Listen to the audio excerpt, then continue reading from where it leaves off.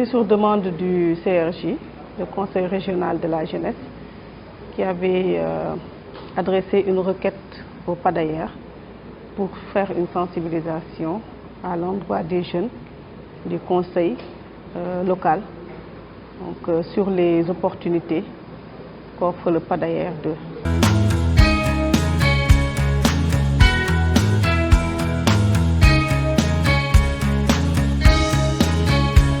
Pour cette deuxième phase, il y a des opportunités dans le domaine de l'agriculture, dans le domaine de l'élevage et dans le domaine de l'entrepreneuriat rural. Alors spécifiquement, il s'agit de sous-projets axés au marché. Pour le volet de l'élevage qui permet de mettre en place des bergeries, des poulaillers, donc l'aviculture villageoise améliorée, mais également de faire de l'embauche. Et c'est des sous-projets portés par des organisations de producteurs, mais les cibles sont essentiellement orientées vers les jeunes et les femmes, les jeunes filles, les jeunes garçons et les femmes. Les handicapés, les personnes qui portent le VIH, les personnes vivant avec un handicap. Donc c'est essentiellement les jeunes donc, qui sont ciblés pour ces activités d'élevage, des activités entrepreneuriales et des activités agricoles. Pour l'accès à des intrants pour l'agriculture, semences, engrais, petits matériels d'agriculture et équipements.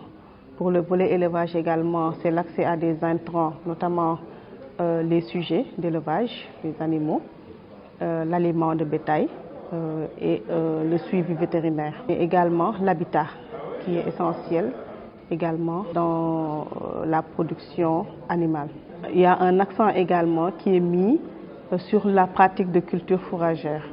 Et ça, c'est pour vraiment accompagner le volet alimentation de l'élevage, qui est un poste extrêmement important.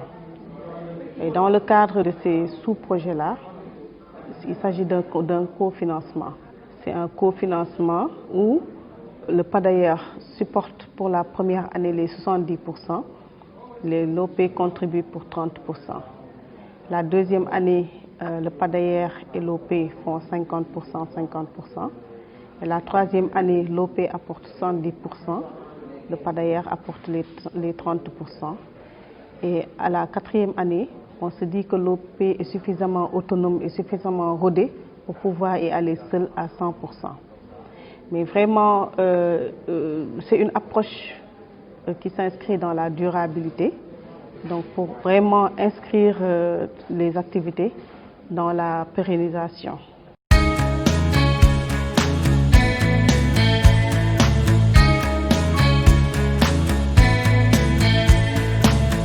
Ce qu'on s'est dit avec les jeunes, parce que la question de la mobilisation des 30% a été soulevée par l'essentiel des participants.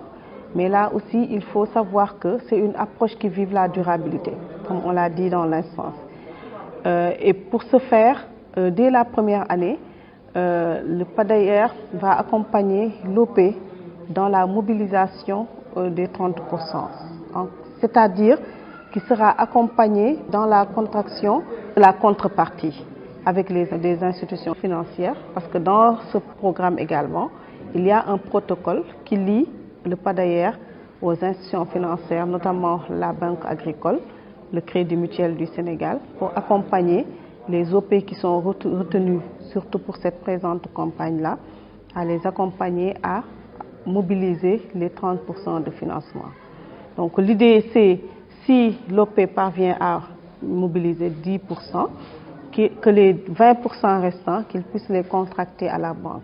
On s'achemine vers une production qui va leur permettre la deuxième année de pouvoir augmenter sa contribution à 50% pour que le PADAER lui apporte le complément, ainsi de suite. Je pense que la difficulté avec les banques, c'est vraiment les non-remboursements.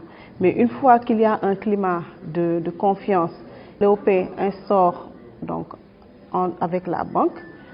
Je pense que l'OP se fidélise donc à la banque. Il y a une certaine fidélisation qui lui permet, une fois que le projet se retire, elle va pouvoir y aller avec la banque. Donc c'est vraiment ça l'idée de le cofinancement.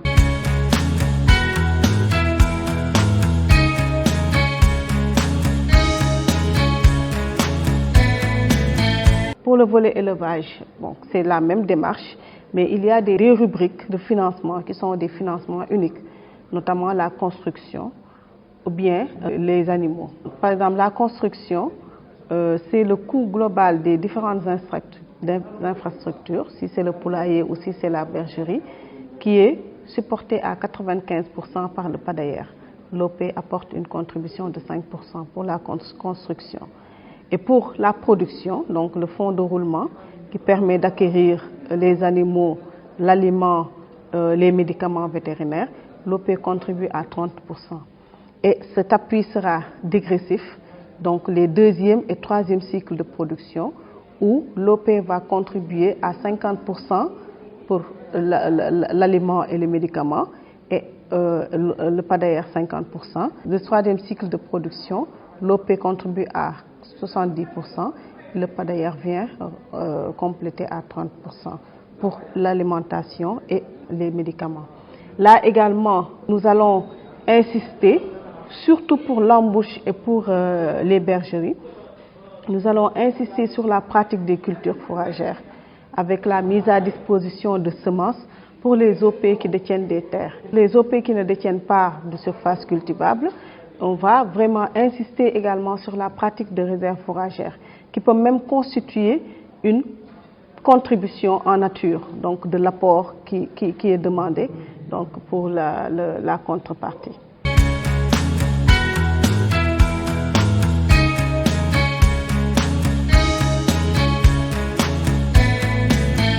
Non, une OP ne peut bénéficier que d'un seul secteur d'activité, je veux dire.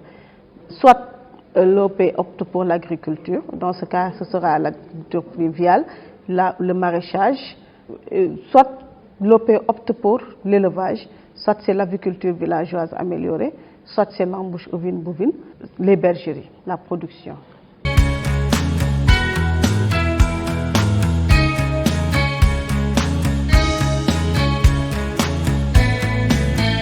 Les deux volets en même temps. L'hivernage s'est installé, on est en pleine campagne, donc il fallait évacuer donc le volet agricole, donc avec la sélection des OP demandeurs, des OP retenus et mettre à leur disposition les intrants. Mais parallèlement, il y a l'enrôlement des OP qui demandent l'appui en élevage qui est en train de se faire et qui se poursuit également. On peut dire sur les 2 à 3 ans. Sur les 2 à 3 ans. Il y aura des sélections qui vont se faire de façon régulière pour avoir toujours les OP. Il y a une première sélection qui va se faire au courant du mois de juillet pour accompagner les premières organisations demandeurs. Mais il faut savoir que la demande, elle est continue.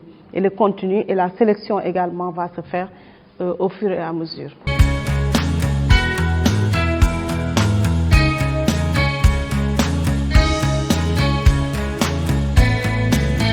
Après ces ateliers départementaux, on attend vraiment le retour maintenant des acteurs. D'abord, on avait affaire à des ambassadeurs, des mandataires, et qui ont été mandatés par leur père. Il faut déjà qu'il y ait une restitution, donc la démultiplication de la sensibilisation. Donc partager les informations et les offres du PADAER. La deuxième étape maintenant, c'est que qu'il y ait un retour, qu'ils viennent se rapprocher des partenaires stratégiques.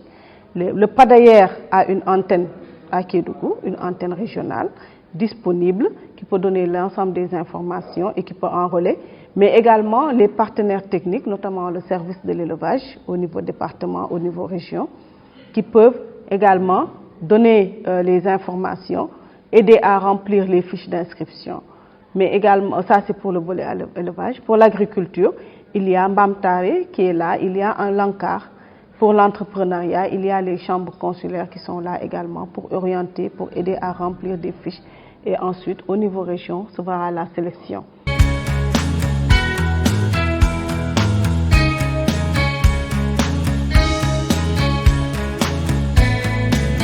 Oui, quand même, parce que c'est les attentes. C'est vraiment ce que nous attendions. Il y a eu une bonne mobilisation, déjà une bonne représentation également des différentes communes qui étaient là. On ne pouvait pas faire venir l'ensemble des jeunes, mais le conseil a été une porte d'entrée qui nous a permis, en tout cas, de toucher toutes les communes du département de Kédougou. On a salué également la disponibilité de l'autorité administrative qui a tenu à accompagner, à rester jusqu'à la fin. Et on a senti également l'intérêt des jeunes qui étaient présents, de par la pertinence des questions qui ont été soulevées. On a essayé d'apporter les réponses, on a essayé donc d'éclaircir les questions, les zones d'ombre, et nous pensons vraiment à cet atelier-là.